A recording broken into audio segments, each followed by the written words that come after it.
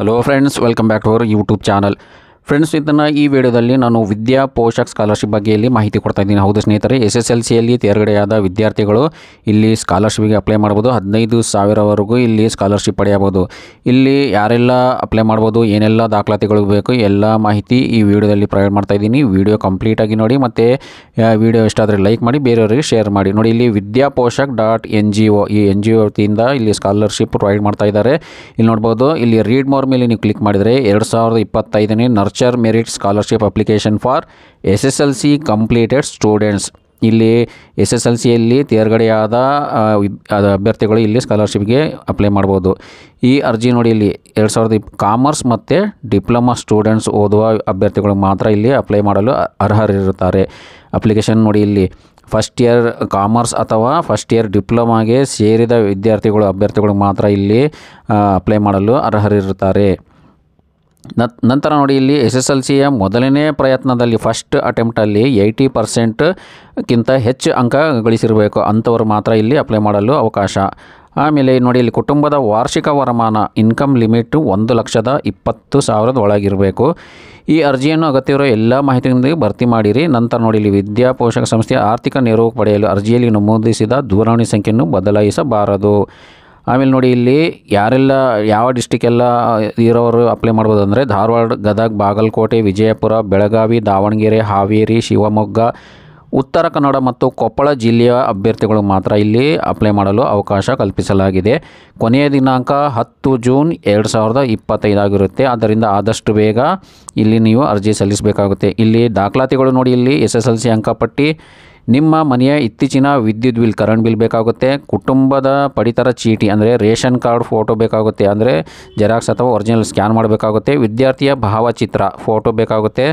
ಕುಟುಂಬದ ಆದಾಯ ಪ್ರಮಾಣ ಪತ್ರ ಇನ್ಕಮ್ ಸರ್ಟಿಫಿಕೇಟ್ ಕೂಡ ಬೇಕಾಗುತ್ತೆ. ನಂತರ ನಿಮ್ಮ ಮನೆಯ ಮುಂದೆ ಕುಟುಂಬದ ಸದಸ್ಯರೊಂದಿಗಿನ ಭಾವಚಿತ್ರ ಬೇಕು.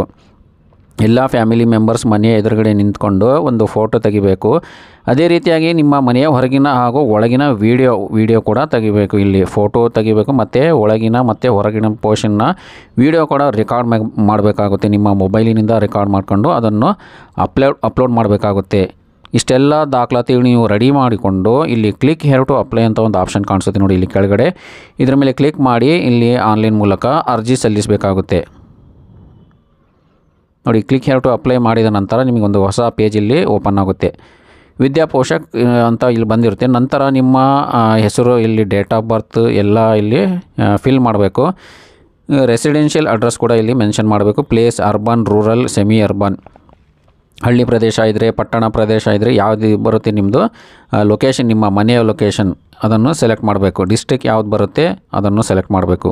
ಇಲ್ಲಿ ಕೊಟ್ಟಿರೋ ಡಿಸ್ಟ್ರಿಕ್ಟ್ ಮಾತ್ರ ಇಲ್ಲಿ ಅಪ್ಲೈ ಮಾಡಲು ಅವಕಾಶ ಇದೆ.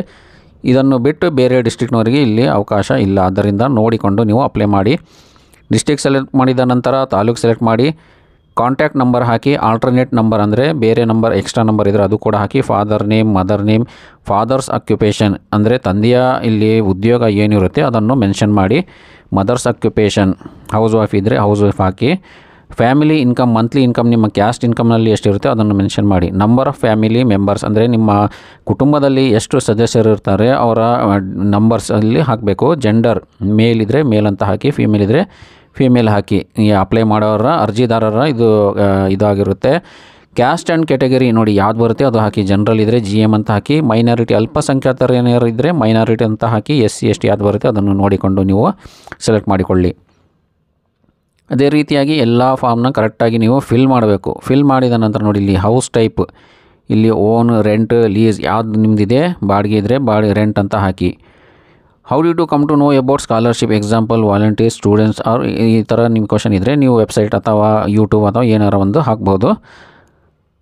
ನಂತರ ಇಲ್ಲಿ ರೆಂಟ್ ಕೂಡ ನೀವು ಮೆನ್ಷನ್ ಮಾಡಬೇಕು. ನಿಮ್ಮ ಮನೆಯ ಬಾಡಿಗೆ ಎಷ್ಟಿದೆ ಅದು ಕೂಡ ಹಾಕಿ.